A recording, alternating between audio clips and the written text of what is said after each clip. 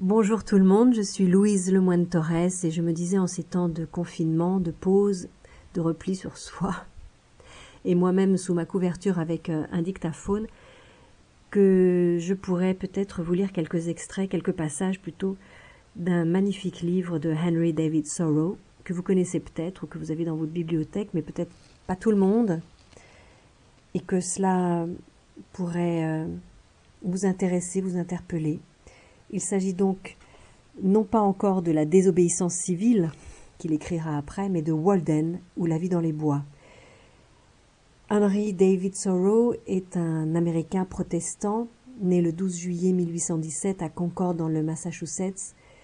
C'est un arpenteur géomètre, c'est un écrivain, c'est un homme libre, et il va écrire son récit, Walden, à partir de 1846, et ce récit sera publié en 1854. Je vais vous lire les quelques lignes de la 4e de couve pour vous présenter l'ouvrage. En 1845, Henry David Thoreau part vivre dans une cabane construite de ses propres mains au bord de l'étang de Walden, dans le Massachusetts. Là, au fond des bois, il mène pendant 2 ans une vie frugale et autarcique qui lui laisse tout le loisir de méditer sur le sens de l'existence, la société et le rapport des êtres humains à la nature. Premier passage. Économie. J'ai écrit ces pages, ou tout au moins la plus grande partie d'entre elles, alors que je vivais seul dans les bois, à 1 mile de mon proche voisin sur la rive de l'étang de Walden, à Concord, dans le Massachusetts, gagnant ma vie uniquement par mon travail manuel. J'ai vécu là 2 ans et 2 mois. Aujourd'hui, je suis redevenu un résident de la vie civilisée. Je n'imposerai pas mes affaires avec tant de force à l'attention de mes lecteurs si mon mode de vie d'alors n'avait pas fait l'objet de questions très spécifiques de la part de mes concitoyens. Certains m'ont demandé ce que je mangeais, si je ne me sentais pas trop seul, si je n'avais pas peur, et autres questions du même genre. Ce n'est pas tant au sujet des Chinois ou des habitants des îles Sandwich qu'au sujet de vous qui lisez ces pages que j'aimerais dire quelque chose.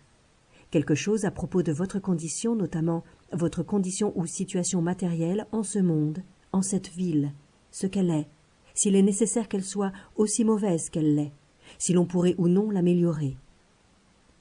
Je me suis beaucoup déplacée dans Concorde et partout, dans les boutiques, dans les bureaux, dans les champs, les habitants m'ont semblé faire pénitence de 1000 manières remarquables différentes.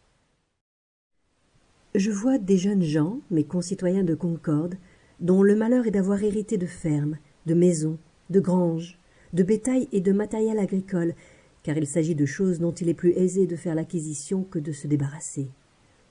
Il eût mieux valu qu'ils naquissent dans les prés et qu'ils s'alimentassent au mamelon d'une louve. Ainsi eussent-ils pu poser un regard plus clair sur les champs où ils allaient devoir trimer. Qui les a fait serfs de leurs terres? Pourquoi devraient-ils manger leurs 60 acres alors que l'être humain est condamné à ne manger que sa becquetée de poussière? Pourquoi devraient-ils commencer à creuser leur tombe le jour de leur naissance? Ils ont une vie d'être humain à vivre, en poussant devant eux toutes ces choses, en avançant du mieux qu'ils peuvent. Combien de pauvres âmes immortelles ai-je vu pour ainsi dire écrasées, étouffées sous la charge, rampant sur la route de la vie en poussant devant elles une grange de 65 pieds de long sur 45 pieds de large, plus leurs écuries d'augias jamais nettoyées, plus 100 acres de terre, de labour, de fauchage, de pâture et de forêt. Les démunis qui ne se débattent pas avec ce genre de fardeau reçu en héritage trouvent qu'il suffit à leur labeur de domestiquer, asservir et entretenir quelques pieds cubiques de viande. Mais les êtres humains travaillent sous le coup d'une erreur. Leur meilleure part est bien vite labourée dans le sol pour y devenir humus.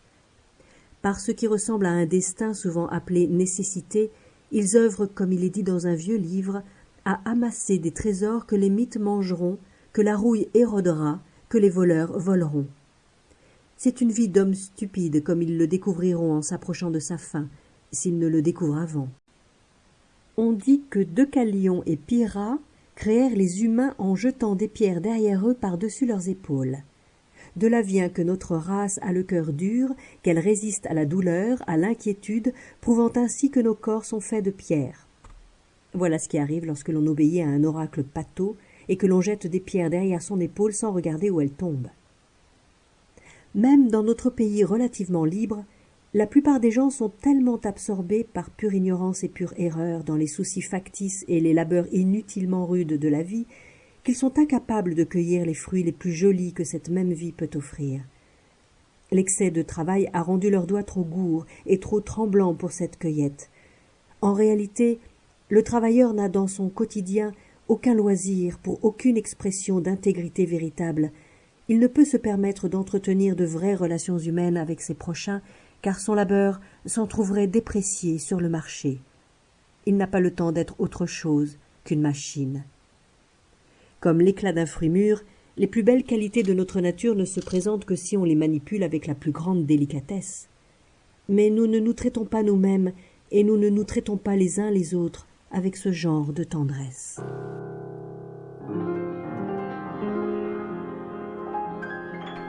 À demain pour un autre passage de Walden ou La vie dans les bois de Henry David Thoreau.